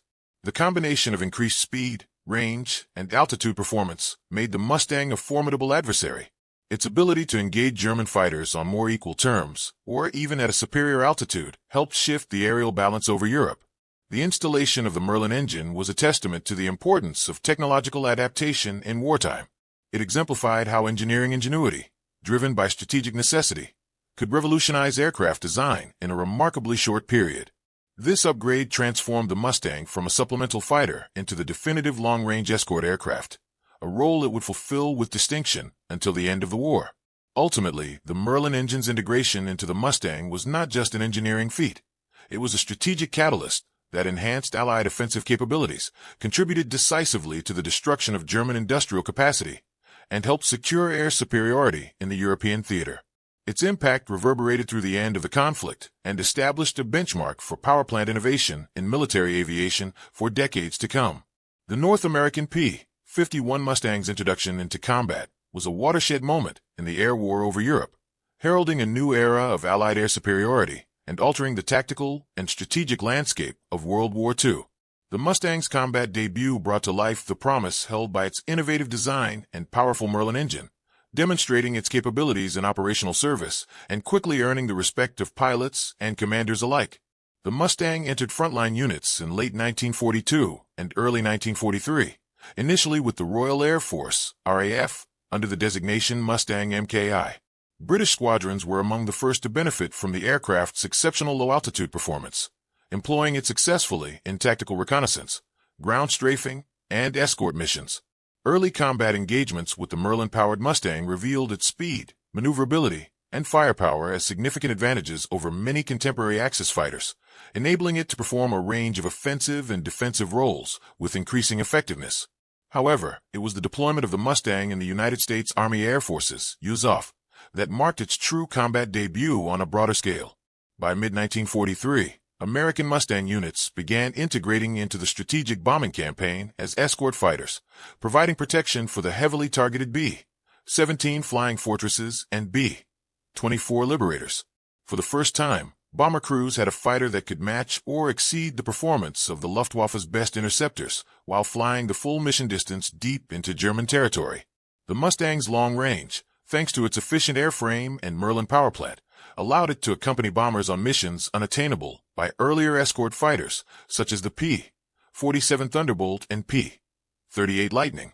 This new capability effectively closed the dangerous gap in escort coverage that had left bombers exposed to relentless enemy fighter attacks during the later stages of their missions. With Mustangs providing continuous aerial defense, losses among bomber formations began to decrease, contributing to the sustained momentum of the Allied daylight bombing offensive. The combat debut of the P-51 Mustang showcased its remarkable adaptability. It excelled in diverse combat roles, from high-altitude air superiority engagements to ground attack missions that disrupted enemy supply lines and bases. Mustang pilots quickly developed tactics that leveraged the aircraft's speed and agility, engaging Luftwaffe fighters aggressively while maintaining the protective umbrella over the bomber streams. The Mustang also played a vital role in transforming Luftwaffe fighter tactics. With the arrival of an adversary capable of contesting air superiority at all altitudes and throughout mission ranges, German fighter pilots were forced to rethink traditional engagement methods. The Mustang's presence challenged previously dominant Luftwaffe formations, tipping air battles in favor of the Allies and contributing decisively to the erosion of German air power. The aircraft's combat debut was not without its challenges. Early Mustang pilots had to adapt to the aircraft's unique handling characteristics and exploit its strengths, while understanding its limitations. Maintenance crews worked to keep pace with the technical demands of this advanced fighter, ensuring high readiness rates amidst the intense tempo of operations. Over time, the Mustang's reputation grew not only among Allied forces, but also among their adversaries. Reports from the front began describing it as a game-changer, an aircraft that could operate deep within enemy airspace with unparalleled effectiveness. Its success was a reflection of the amalgamation of intelligence, engineering excellence, and pilot skill that defined the Allied air war effort. The introduction and combat debut of the P-51 Mustang stand as a pivotal chapter in the history of air warfare. It demonstrated how technological innovation, aligned with strategic necessity and operational application, could shift the balance of power in the skies. The Mustang became emblematic of Allied resilience and capability, a symbol of hope for bomber crews, and a harbinger of eventual victory in the European theater. This aircraft's entry into combat did not merely add a new fighter to the roster. It fundamentally redefined the possibilities of long-range air combat and escort missions, setting the stage for the final decisive phases of World War II's aerial campaign and leaving a lasting legacy in the annals of military aviation. The advent of the P-51 Mustang irrevocably transformed the nature of bomber escort missions, redefining the strategic possibilities of the Allied daylight bombing campaign over Europe. Prior to its widespread deployment, bomber crews faced agonizing vulnerability during their most dangerous mission segments. Left exposed as escort fighters with limited range were forced to turn back. With the Mustang's arrival, these dynamics changed fundamentally. ushering in a new era of bomber protection that greatly increased mission success rates and decreased casualty figures. The Mustang's most crucial contribution was its unparalleled range, allowing it to accompany bomber formations throughout the entire mission, from takeoff over England, across hostile airspace, to the target deep within Germany, and all the way back. This comprehensive coverage closed the critical escort gap that had left bombers prey to Luftwaffe fighter attacks during the latter parts of their missions. For the first time, bomber crews experienced the continuous shield of capable, high-performance fighters from their initial climb through the most heavily defended enemy airspace. This consistent presence of the P-51 forced a radical shift in Luftwaffe tactics. German fighters, which had previously exploited the void left by limited escort capabilities, found themselves countered at every stage with a fighter that could outperform them in both speed and maneuverability at high altitudes. The Mustang not only protected the bombers but engaged aggressively, often taking the fight to the German interceptors and disrupting their attack patterns before they could reach the bomber formations. As a result, bomber formations began to experience fewer losses. The presence of Mustangs significantly reduced the success rate of Luftwaffe attacks, contributing to improved morale among aircrews and reinforcing the viability of strategic daytime bombing. Survivability for bomber crews increased markedly, creating conditions for sustained and intensified bombing campaigns that exerted further pressure on Germany's war industry. Moreover, the Mustang introduced new tactical possibilities. Its versatility allowed it to perform a range of roles within escort missions, including sweep and clear attacks ahead of the bomber packages, attacking enemy airfields and infrastructure, and providing direct support during and after bombing runs. This expanded operational scope enhanced the overall effectiveness of missions, ensuring that bomber formations were not only protected, but that enemy defenses were actively degraded. The Mustang's impact on escort missions also fostered a cultural and psychological shift. Bomber crews perceived a tangible increase in their chances of survival, an intangible but significant morale booster given the high-stakes nature of their operations. Conversely, Luftwaffe pilots faced a growing realization that their previously dominant position was eroding, a factor that undermined German air defense resolve and effectiveness over time. This transformation was underpinned by the Mustang's technical excellence, its blend of speed, range, firepower, and altitude performance, combined with adept pilot training and tactical innovation. The aircraft's success vindicated the strategic emphasis on long-range fighter escorts and shaped air combat doctrines for the remainder of the war and beyond. In addition to its battlefield impact, the Mustang's deployment stimulated organizational and logistical advancements in the air forces. Coordinated escort strategies, improved communication systems, and enhanced coordination between bombers and fighters became standardized, creating an integrated fighting force that leveraged the Mustang's capabilities to maximum effect. The P-51 Mustang remained synonymous with the turning point in the Allies' air strategy. Its influence on bomber escort missions was profound, enabling sustained, effective bombing that materially contributed to the degradation of German war production and the broader Allied victory. The Mustang's legacy as a protector and predator from the skies is a testament to the crucial intersection of technology, strategy, and human valor. The arrival of the P-51 Mustang in 1943 coincided with a pivotal transformation in Allied air combat doctrine, one driven largely by the visionary leadership of Lieutenant General James Doolittle. Doolittle, appointed commander of the 8th Air Force in January 1944, recognized that the existing defensive posture of bomber escort fighters was insufficient to counter the evolving Luftwaffe threat. Under his command, the tactical philosophy shifted dramatically from a purely defensive escort approach to a more aggressive, offensive fighter doctrine that leveraged the Mustang's capabilities to seize and maintain air superiority. Prior to Doolittle's tenure, escort fighters were primarily tasked with a protective role, shadowing bomber formations and responding to attacks as they occurred. This reactive stance, while necessary given earlier fighter limitations, ceded the initiative to the German interceptors, who could choose the time and place of engagement. Doolittle understood that to effectively reduce bomber losses and dominate the European airspace, Allied fighters needed to take the fight to the enemy proactively, disrupting their operations before they could organize attacks. Doolittle's strategic vision emphasized defensive fighter sweeps ahead of the bomber streams, aggressive pursuit of enemy fighters far into German-held territory, and sustained interdiction of Luftwaffe airfields and infrastructure. The Mustang, with its superior range, speed, and firepower, was the ideal platform to implement this doctrine. These fighter sweeps sought to clear the skies, engage and destroy enemy fighters on the ground and in the air, and deny Luftwaffe pilots the opportunity to launch concentrated defensive attacks on bomber formations. This tactical shift required a departure from traditional escort tactics. Fighter pilots were encouraged to break formation from their defensive postures, engage in hunting and aggression, and employ hit-and-run tactics that maximized the P-51's agility and firepower. Pilots received training focused not only on protective escort maneuvers, but also on offensive air combat, target identification, and rapid decision-making to capitalize on enemy vulnerabilities. The change extended beyond combat tactics. Doolittle instigated improvements in command and control, communication, and intelligence sharing. Fighter groups operated with increased coordination, supporting one another in offensive sorties, and maintaining flexible formations capable of rapid response and concentrated strikes. Ground support activities, including reconnaissance and mission planning, were aligned to enhance operational effectiveness and ensure fighter units could sustain extended offensive pressure. The results of this aggressive fighter doctrine were transformative. Allied fighters gained and maintained air superiority over the European theater, severely degrading Luftwaffe operational capabilities. Forward air bases were systematically targeted and reduced, pilot training and replacement pools suffered attrition, and German fighter morale declined as they faced relentless, proactive attacks. Bomber crews reaped the benefits of this doctrinal evolution through dramatically improved survival rates. With fighters controlling the airspace, rather than merely shielding bombers, the frequency and intensity of Luftwaffe attacks on bomber formations diminished. The operational environment shifted from one of constant danger to more manageable risk, enabling more effective and sustained strategic bombing campaigns. Doolittle's leadership and tactical innovation underscored the intrinsic link between technology, doctrine, and leadership in warfare.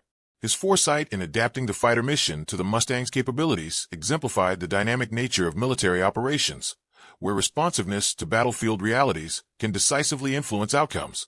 While not without risk, offensive sweeps occasionally left bombers temporarily exposed. The overall strategic advantage gained was decisive. The doctrine bolstered by Mustang escorts under Doolittle's guidance set the stage for the eventual collapse of German air resistance and contributed significantly to the Allied victory in Europe. In retrospect, the tactical shift from defensive to offensive fighter doctrine under Lieutenant General James Doolittle represents a paradigm shift in air warfare. It illuminates the critical importance of leadership in harnessing technological innovation and reshaping strategy to meet evolving threats. An enduring lesson drawn from the fierce, high-stakes battles over the European skies in World War II. In the intense crucible of early 1944, Operation Argument, widely known as Big Week, emerged as a pivotal strategic bombing campaign orchestrated by the United States Army Air Forces, USAF, aimed at delivering a crippling blow to the Luftwaffe and the German war industry. This ambitious operation, executed over 6 fierce days, from February 20th to 25th, 1944, was designed to establish air superiority ahead of the planned Allied invasion of Western Europe and to hasten the collapse of the Nazi war effort. Big Week represented an unprecedented scale and concentration of Allied air power, employing hundreds of B-17 flying fortresses and B-24 Liberators accompanied by long-range fighter escorts, notably the P-51 Mustang. The operation targeted Germany's critical aircraft manufacturing centers, oil refineries, ball bearing factories, and other key industrial infrastructure essential to sustaining the Luftwaffe and broader military operations. The campaign's overarching goal was twofold. First, to destroy the Luftwaffe's capacity to contest Allied airspace by systematically attacking its production capabilities, and second, to force the German fighters into protracted, costly engagements that would decimate their ranks. The Allies understood that establishing air superiority was paramount to the success of forthcoming operations, including the Normandy invasion, set for later that year. Big Week was meticulously planned with a high tempo of missions, orchestrated to maintain relentless pressure on German defenses. Day after day, bomber formations swept across hostile skies, striking targets in a coordinated effort designed to overwhelm German air defenses and disrupt repair and replacement cycles at industrial facilities. Fighter escorts employed aggressive tactics under Lieutenant General James Doolittle's leadership, maximizing their impact by engaging enemy fighters early and preventing effective interception of the bombers. The Luftwaffe met the onslaught with fierce resistance, deploying nearly every available fighter unit to defend vital industrial areas. The skies over Germany were scenes of desperate dogfights and relentless anti-aircraft fire. However, the increased range, performance, and numbers of Allied escort fighters through Big Week meant that many German fighters were shot down or forced to disengage, weakening the German capacity for air defense.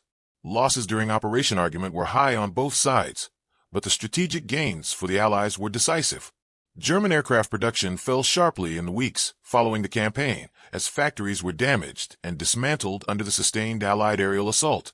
More importantly, the Luftwaffe suffered irreplaceable losses in experienced pilots and aircraft, eroding its ability to mount effective resistance in the critical months ahead. Big Week also validated the evolving Allied air combat doctrine, integrating strategic bombing with aggressive fighter escort to achieve comprehensive air superiority.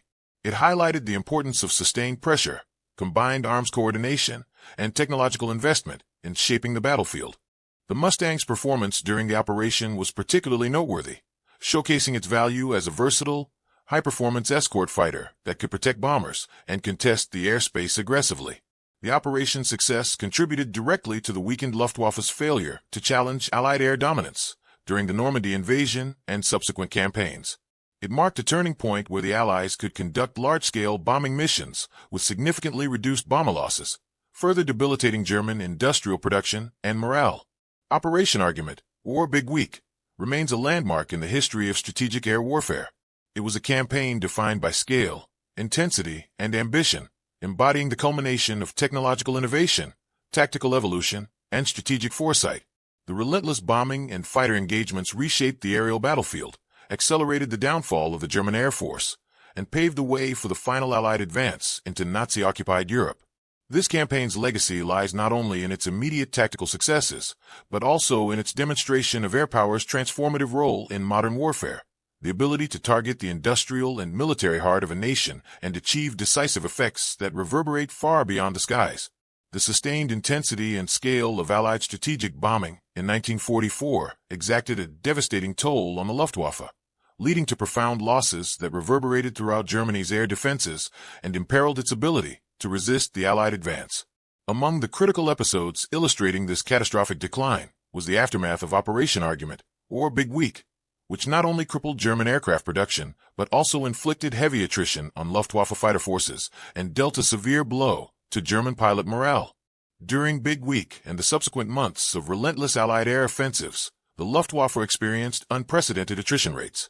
Veteran squadrons, once the backbone of German air defense, were decimated by the combination of relentless Allied fighter escorts, notably the P-51 Mustang, and concentrated anti-aircraft fire.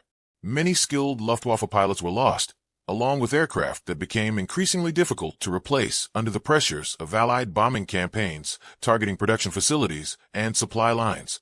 These heavy losses exposed critical weaknesses across the Luftwaffe's command and training infrastructure. Fighter pilot training, which had been rigorous and extensive early in the war, was accelerating under war pressures, often resulting in inadequately prepared replacements facing battle-hardened Allied opponents. The quality of pilots declined as the veteran cadre shrank, eroding the Luftwaffe's combat effectiveness further. The high casualty rates contributed to widespread fatigue and diminishing morale among surviving units. Morale in the Luftwaffe fighter force declined markedly as the air battles turned increasingly against German favor. The once dominant air force found itself struggling to contest Allied airspace. Pilots became acutely aware of the Allies' technological and numerical superiority. Failed interception attempts, losses during sorties, and the overwhelming presence of Allied escort fighters further sapped confidence. Reports from the front described feelings of frustration, despair, and fatalism spreading among German aircrews. Adding to this psychological burden was the knowledge that replacement and repair capacities were lagging behind losses. Factories bombed during Big Week and beyond struggled to maintain output levels, and many pilots faced the grim reality of facing multiple combat tours with insufficient rest or reinforcement. The relentless nature of the Allied bombing campaign left little room for recovery, trapping Luftwaffe personnel in a cycle of attrition and exhaustion. Furthermore, the pressure extended beyond the physical and mental toll within the Air Force. The German High Command faced increasing challenges in allocating resources and redefining air strategy amidst the rapidly deteriorating situation. Efforts to innovate tactically, such as the deployment of Sturmgruppen assault units and the introduction of jet aircraft towards the war's end, were insufficient to reverse the comprehensive erosion of Luftwaffe strength. This decline was evident in the attritional air battles over Germany, where the Luftwaffe found itself outnumbered and outmatched. The optimistic days of early war air dominance were gone, replaced by a defensive struggle to slow the Allied air assault rather than decisively repel it. The battle for the skies became as much a war of endurance and survival as of tactical maneuvering. Despite heroic efforts and fierce resistance from individual pilots and units, the Luftwaffe's heavy losses and declining morale heralded the rapid collapse of German air defense by mid-1944. Its diminished capacity to protect vital industrial centers and provide effective fighter cover influenced the success of Allied operations, including the Normandy invasion and subsequent liberation of Western Europe. The heavy losses and declining morale among the Luftwaffe during this period stand as a stark illustration of the brutal cost of sustained aerial conflict and the relentless pressure applied by the Allies' combined arms air superiority. They underscore the profound interplay between technology, strategy, human factors, and industrial capacity that defines the outcome of modern warfare. This chapter is a testament to the sacrifice and tragedy within the ranks of the German Air Force, highlighting how overwhelming force, tactical innovation, and strategic persistence can break even the most formidable defenses in sustained combat. By the time of the Normandy invasion in June 1944, the Allies had achieved a level of air superiority that profoundly influenced the outcome of Operation Overlord and the broader liberation of Western Europe. This supremacy was not a sudden development, but the result of years of costly investment in aircraft technology, pilot training, tactical evolution, and sustained pressure on German air defenses. A culmination vividly demonstrated during the weeks and months leading up to D-Day. The foundation of air superiority lay in the effective combination of long-range escort fighters, most prominently the P-51 Mustang, and the relentless strategic bombing campaigns that had systematically weakened the Luftwaffe's strength. Escort fighters now accompanied bombers from takeoff to landing, drastically reducing bomber losses and ensuring a continuous offensive presence in German-held skies. The resulting degradation of German fighter units, both in numbers and morale, meant that by June 1944, Allied air forces could operate with relative freedom. This dominance permitted the extensive aerial bombardment of crucial German infrastructure and troop concentrations in France, directly supporting the invasion forces on the ground. Prior to the landings, Allied sweeps targeted transportation networks, rail yards, communication centers, and airfields, aiming to isolate the battlefield and prevent effective German counterattacks. Without contest in the skies, Allied aircraft benefited from sanctuary flights and close air support that devastated German defensive positions and movements. Moreover, air superiority allowed for massive airlift and resupply operations. Paratroopers, glider-borne infantry, and supplies could be delivered with reduced risk, facilitating the establishment and expansion of the beachhead. The ability to maintain persistent aerial surveillance and reconnaissance also enhanced the Allied situational awareness, enabling better coordination between ground and air forces. The psychological effects on both Allied and German forces were considerable. Allied troops on the ground felt bolstered by the persistent presence of Allied aircraft, which provided both literal and symbolic protection. Conversely, German defenders faced constant aerial harassment, diminishing their will and complicating command and control. The absence of a credible air threat allowed Allied ground commanders more freedom of maneuver and diminished the effectiveness of German artillery and armor. The success of D-Day and its immediate aftermath can thus be attributed in large part to the air superiority achieved over the months preceding the invasion.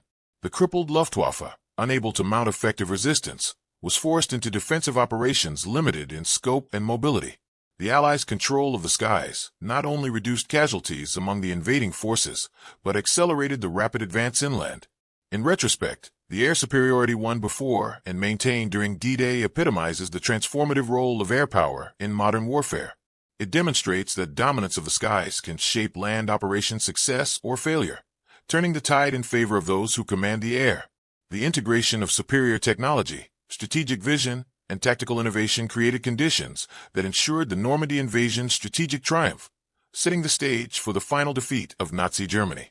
In the wake of the successful Normandy invasion, the Allied air campaign entered a new phase marked by intensified strategic bombing efforts under the reliable protection of long-range fighter escorts, most notably the P-51 Mustang. The combination of expanded ground operations and the firm grip on European skies allowed the United States Army Air Forces and the Royal Air Force to escalate their bombing offensive, crippling German war production and hastening the collapse of the Third Reich. With the Luftwaffe crippled in the preceding months by relentless attrition and the transformative presence of Mustang escorts, Allied bombers faced significantly diminished opposition during their deep penetration missions into German industrial heartlands. Fighter escort no longer represented a limiting factor. Instead, it became a powerful enabler that allowed bombing campaigns to extend in scope, intensity, and precision. The Mustang's range and superiority permitted escort coverage over vital target areas, such as Berlin, the Ruhr Valley, and other key industrial centers, enabling bombers to strike these strategic locations with impunity. The cascading effect of these raids was multifold. Factories producing tanks, aircraft, ammunition, and fuel were repeatedly pounded, forcing Germany's war machine into increasingly desperate logistical adaptations. This period saw a dramatic increase in sortie rates, with missions launched in rapid succession to maintain constant pressure on German industry. The bomber's ability to operate under the protective umbrella of capable escort fighters significantly improved mission survivability, reducing attrition among bomber crews and allowing for sustained operational tempo. The Mustang's role extended beyond mere protection. Equipped with advanced armament and exceptional speed, Mustang pilots took the fight to the enemy, conducting offensive sweeps that sought out and engaged Luftwaffe fighters before they could mount effective counterattacks. Air superiority became not just a defensive posture, but an aggressive denial of German airspace, further degrading the Luftwaffe's operational capabilities. The intensified bombing campaign after D-Day also targeted the remaining lifelines of the German war economy: refineries, transportation hubs, and communication networks, disrupting supply chains and complicating the Wehrmacht's ability to respond effectively to the advancing Allied ground forces. The synergy of air and land operations accelerated the pace of the campaign, complementing the breakthroughs achieved on the ground. Aircrew morale benefited from the decreased risk provided by Mustang escorts, with more crews able to complete their required missions and fewer casualties, undermining the operational pool. This continuity of experienced personnel contributed directly to mission effectiveness, sustaining the bombing offensive's momentum. The intensified strategic bombing campaign underscored the vital role of air power in modern combined arms warfare. The Mustang's escort capability was a linchpin in transforming strategic bombing from a costly gamble into a systematic campaign that eroded the enemy's war-fighting capacity and reserve strength.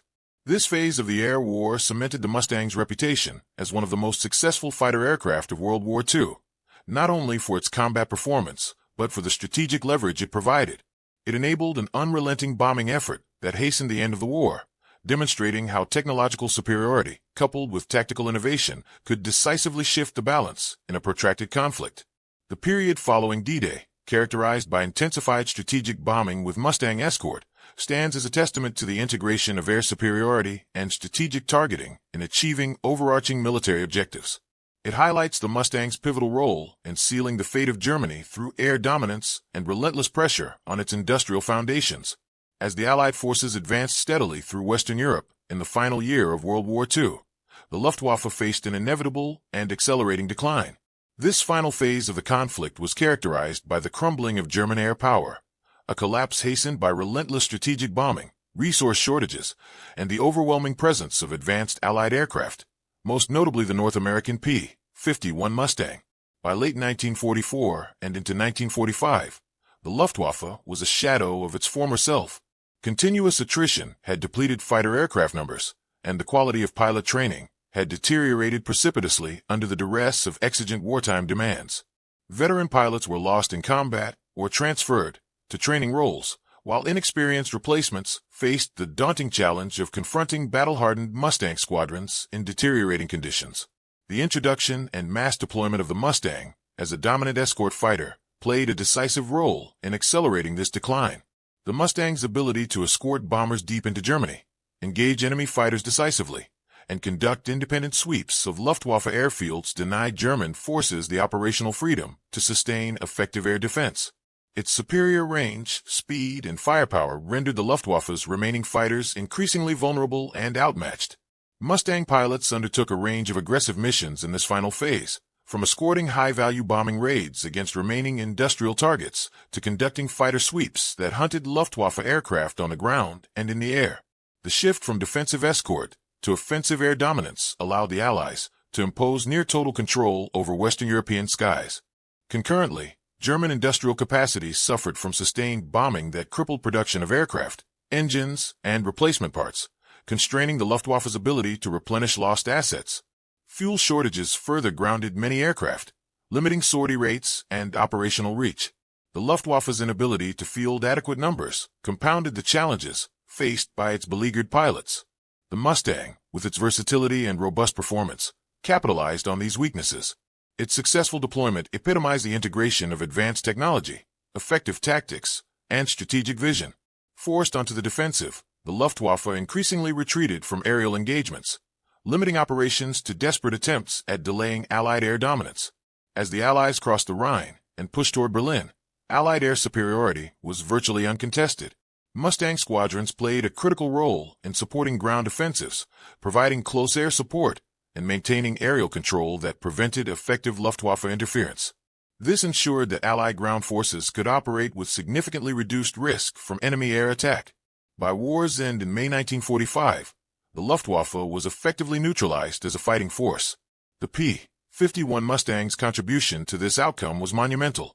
It was a symbol of technological and tactical evolution that overwhelmed Germany's air defenses and enabled the Allies to dominate the skies over Europe. The final phase of the air war underscored the decisive impact of air superiority in modern conflict. The Mustang's role until the war's end was not merely as a guardian of bombers, but as an instrument of relentless pressure, offensive capability, and strategic disruption.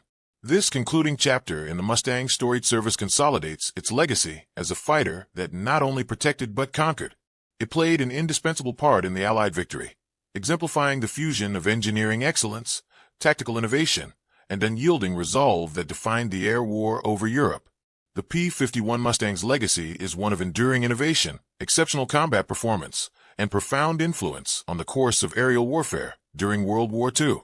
Beyond its immediate impact on the battlefield, the Mustang story is inseparable from the visionary individuals and collaborative efforts that brought this iconic fighter from concept to the skies, leaving a mark that continues to resonate in aviation history. At the heart of the Mustang's creation stands North American aviation, whose bold initiative to design and produce a fighter faster and more capable than existing models defied the conventional license production approach. Led by engineers like Edgar Schmid, the company embraced cutting-edge aerodynamic principles, notably the laminar flow wing, and prioritized adaptability and manufacturability to meet the urgent demands of wartime production. This innovative spirit fostered a design that could be rapidly refined and produced in large numbers, providing the Allies with a robust platform for continuous improvement.